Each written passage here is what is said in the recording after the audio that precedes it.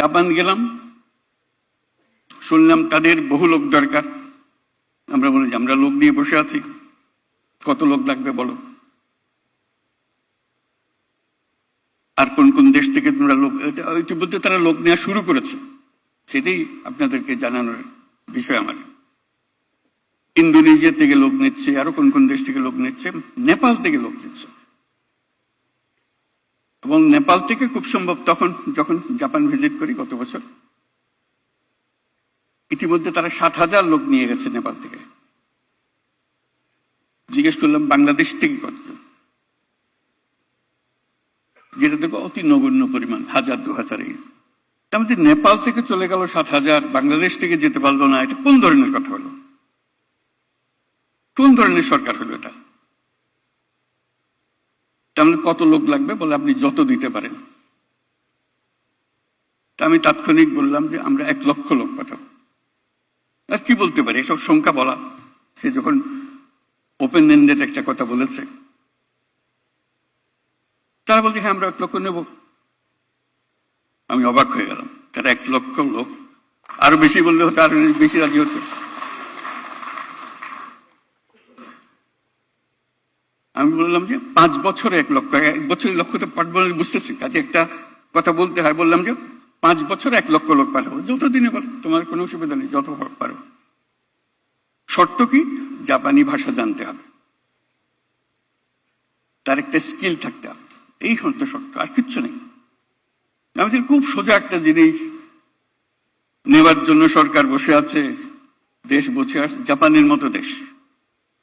চিন্তা করেন, কেউ যদি জাপান যায়, 5 বছর 2 বছর কাটিয়ে আসে,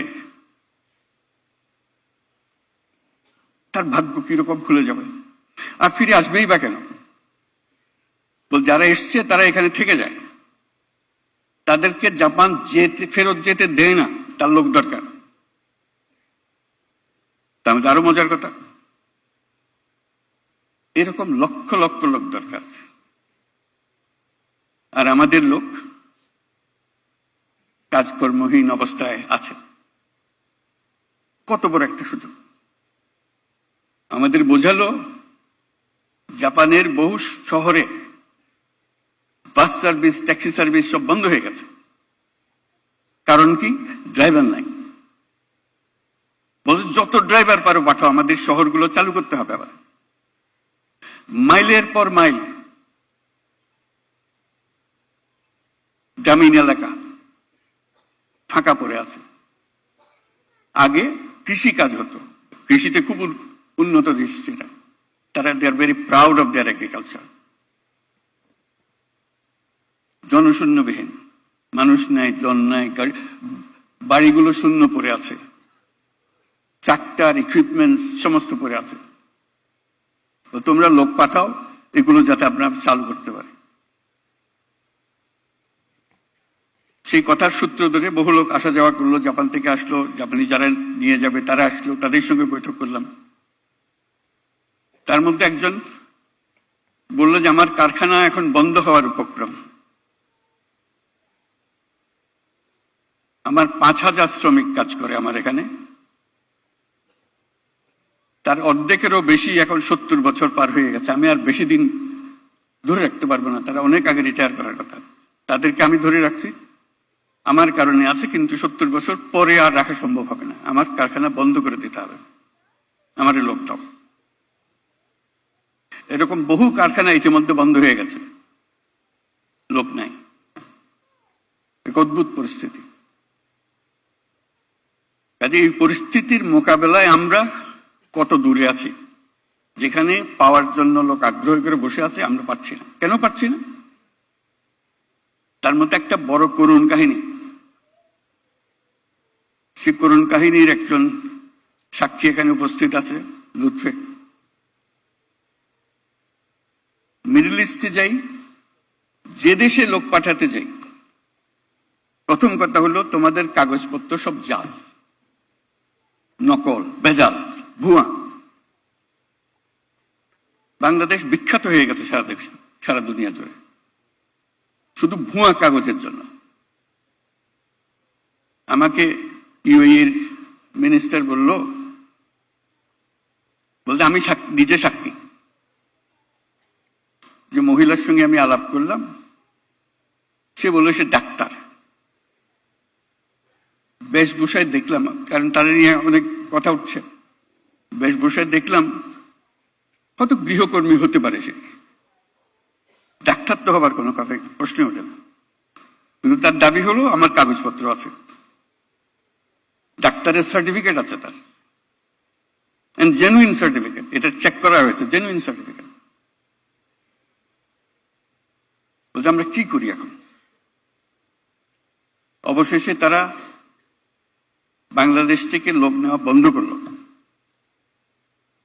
আপনাদের হয়তো মনে আছে, একেবারে টোটালি সিল, বাংলাদেশে কোনো লেখা নেই, সব কাগজ ভুয়া। এই এক জালিয়াত জাতি হিসেবে আমরা পরিচিত হয়ে গেছে। লুৎফে বহুবার গেছে মাপ চাইবার জন্য, যে এদেরকে মাফ করে দাও, সামনের থেকে এটা ঠিক হয়ে যাবে। তাকে বারবার পাঠাচ্ছি, বারবার গিয়ে সে অনুরোধ করছে, আমরা এরপর থেকে নিজেরা চেক করে দেব। ওরা বলছে না, এই সিদ্ধান্ত আমরা পাল্টাতে পারবো না, কারণ আমাদেরকে এত ঠকানি ঠকাইছে এ পর্যন্ত, প্রতিটি কাগজ ভুয়া। এইগুলো অবস্থা।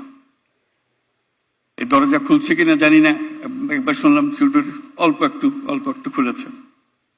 শুধু একটা দেশ না, একাধিক দেশের একই অভিযোগ, তোমাদের লোক নেব কি করে, কাগজপত্র সব ভুয়া।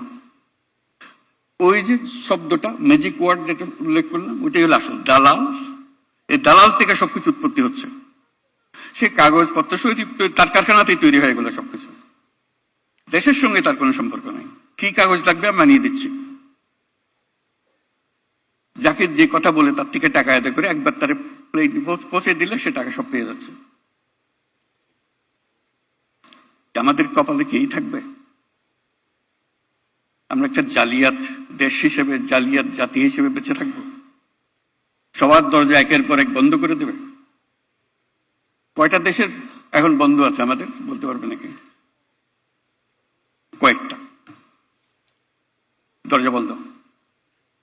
অভিযোগ একটাই, জালিয়াতি। ওই জালিয়াতিতে পরে আমাদের যারা সি ফেয়ারার্স আছে, যারা জাহাজে কাজ করে, এটা একটা করুণ কথা। তারা এই বন্দরে যখন আসে, ওইসব দেশের বন্দরে তাদের নামতে দেয় না। ওই যেহেতু ভিসা বন্ধ, ওই বাংলাদেশি, তারা বহুদিন আকুতি মিনতি করতেছে। আমাদের তন্ত্র, আমরা তো কোনো দোষ করি না, আমরা দেশে থাকি না, আমরা জাহাজে থাকি। শুধু বন্দরে ভিড়েছে বলে আমাদেরকে এখানে যেতে হচ্ছে। এটা নিয়ে বহু দরবার করলো লুৎফে, বারে বারে যাচ্ছে, বারে বারে বোঝাচ্ছে। অবশেষে সেটা ছাড়া হয়েছে, তার অনুমতি দিয়েছে, জাহাজই যদি হয় তাকে নামতে দেবে, নাহলে তার বেচারা যাওয়ার কোনো রাস্তা নেই। অতটুকু অনুগ্রহ করেছে। বলো আমাদের কি কপাল!